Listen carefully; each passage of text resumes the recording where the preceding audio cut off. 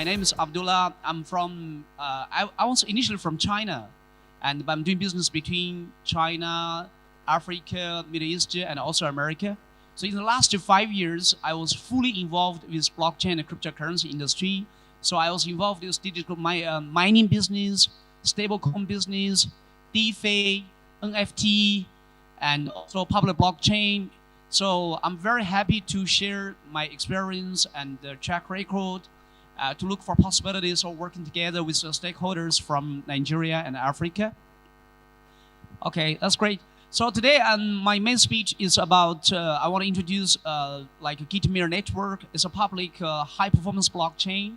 And after that, I will express my initiatives and what I'm looking for here.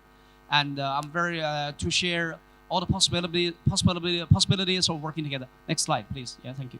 Okay, so how many guys have owns Bitcoin here? Can you raise up your hand? Oh, that's great. Our industry is still too early, you know. I'm expecting like more than 50% should hold Bitcoin. Yeah.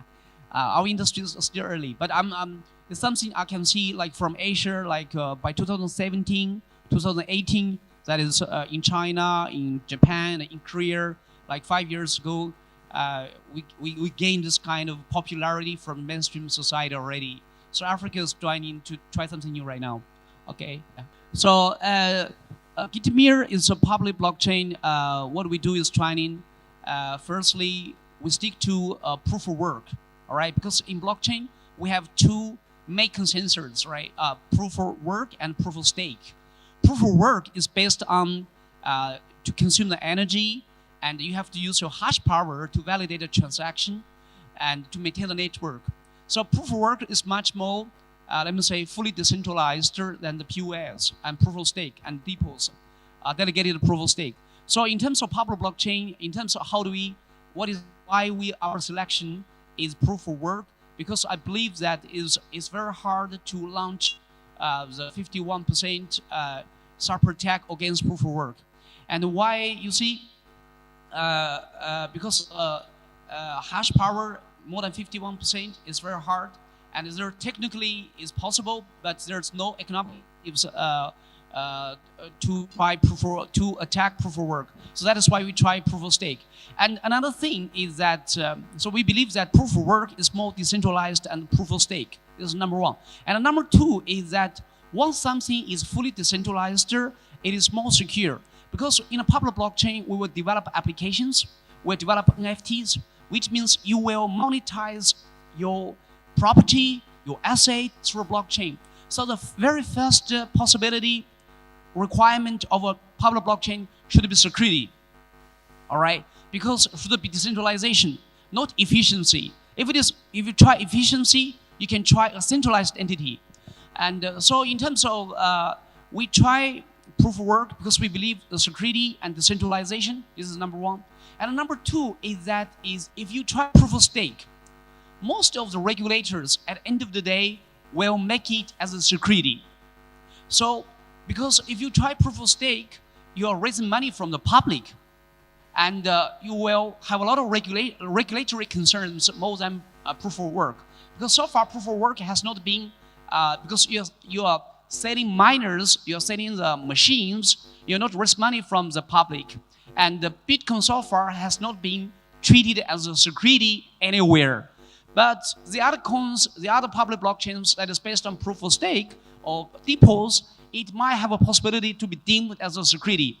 If you deem as a security, you have a high possibility and regulation concern from all the jurisdictions from America to China, and including other jurisdictions that is possible that is going to take place in the future. That is why when you're doing high performance blockchain that is based on proof of work, you don't have any worries. And you just have to decentralize the hash power and attract your secondary layer applications. Yeah. And when it comes to, firstly, we just emphasize about the security. And apart from security, like Bitcoin is the most fully decentralized public blockchain. But our only problems of Bitcoin is that we have a challenge of scalability.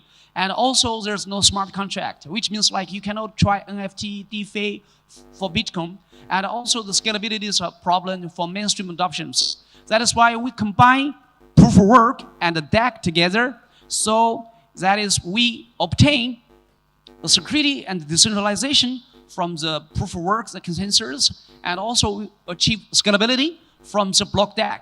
Yeah, next slide. Yeah, thank you. So the outlining protocol is, the first layer is proof of work and block DAC. One contribute the decentralization and security, and block DAC will come up with scalability for you to do transactions. Let me assume that we have applications about payment, right? And you must, if you conduct a transaction from Ethereum, it's like $50 for, especially come to micro payment, because like in Nigeria, in Africa, people are not paying like millions of dollars at a daily basis, right? It's $50, it's $10, and so, which means we need a digital infrastructure that is secure, decentralized, and cheaper and efficient. Yeah. Okay, next slide. Yeah. Okay. Yeah. So basically, we use UTXO structure and block DAC, and also we integrate with smart contract EVM. Yeah. So we have different layers. We have network layers. We have data layers. We have token layers, and also we have payment layers. Yeah. Okay. Here's something I want to talk about. Is about transaction. Is the fastest high performance blockchain that is based on proof of work. Bitcoin is 7 TPS, transaction per second. Ethereum is 30, and Visa is 3,000, and Qitmeer can reach 6,000 TPS. That is based on proof of work. All right, but if it is based on Solana, is not proof of work, so we don't trust the security and the decentralization apart from proof of work. That is why I believe that Qitmeer is a very good financial digital infrastructure for micropayment to solve the financial inclusion problems here. Next slide. Okay, here is something we compare. Is in terms of cross-border payment and cross-border settlement, and we can see that compare with the UNIM Bitcoin network and Ethereum network and a SWIFT system. Because why I'm trying to say this one is that, like, if we launch a smart contract about DeFi, all right, because if you guys are involved with like liquidity mining or DeFi, you will see that Ethereum sometimes is very expensive. It's like $50 and it's very slow. So, and because people might only invest as a liquidity provider only $50, and then transaction fee is $50, so it's not fair. So that is why we can try Qitmeer. Is the network transaction fee is very attractive and is fully secure and decentralized. Yeah, thank you. Okay, this is like some of our ecosystem. From the primary layer, we are the manufacturer of the ASIC miners. All right, so our miners right now, we have miners from China, US, Middle East, Nigeria, and also from Malaysia. So the hash power is still a little bit concentrated because of the early investors are from Asia, but we want to attract more guys, more node, fully decentralized node from Nigeria, because we have Bitcoin node from Nigeria. We can also try the MEER node from Nigeria, and we're happy to further discuss about the possibility how to set up a separate node from here. Yeah, and from secondary layer, we already have a fully integrated with smart contractor. We have an EVM, and we have a swap, and we have a wallet, which means what? So from the primary layer, you can use energy to create a native currency, a native token. And from secondary layer, you can create a secondary layer token, and you don't have to involve a centralized exchange, because the blockchain itself carries swap, which means like you can use swap to conduct your transactions directly. Let me say you have a project about payment, and then you have a token, and then you can swap your token to a stablecoin directly with USD. So this is like what we're trying to say is from the primary layer and from the secondary layer, we must be very decentralized and secure. We don't have to relying on centralized exchanges and centralized entities, which bring a lot of risk and concerns. Yeah, thank you. Yeah, next one. Yeah. Okay, this is actually a miner. Many of you guys maybe have never seen an actual miner that is running.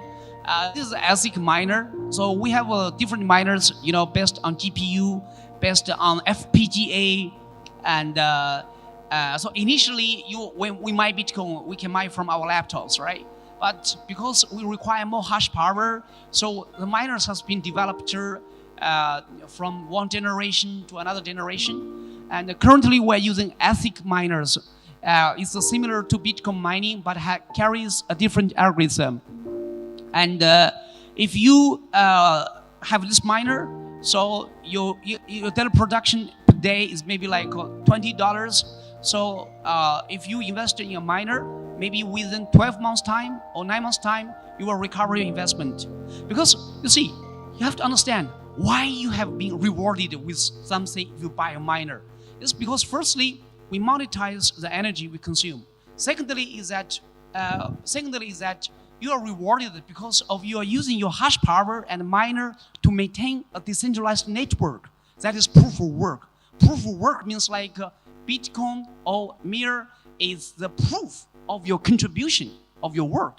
Yeah. All right. Thank you. Yeah. Next one.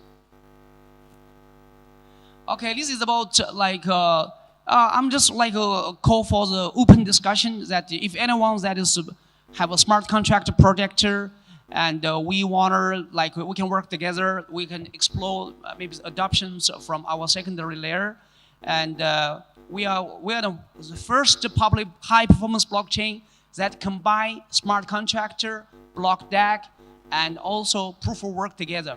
Proof of work provide decentralization and security. Block DAG provide scalability from the layer 1, and from layer 2 we provide a smart contract to introduce all kinds of applications in a cheaper, efficient, and secure manner. That is why I have a high possibility, and we are expecting more guys to discuss with me what is your project and how do we work together, and we can provide all kinds of support. Yeah, thank you. Yeah. Next one. Yeah. Okay, so we can firstly, if you have a project about game fee and DeFi and DAO or NFT, we can work together. And secondly, we can help you to design the token economics, like your liquidity mining and the DeFi.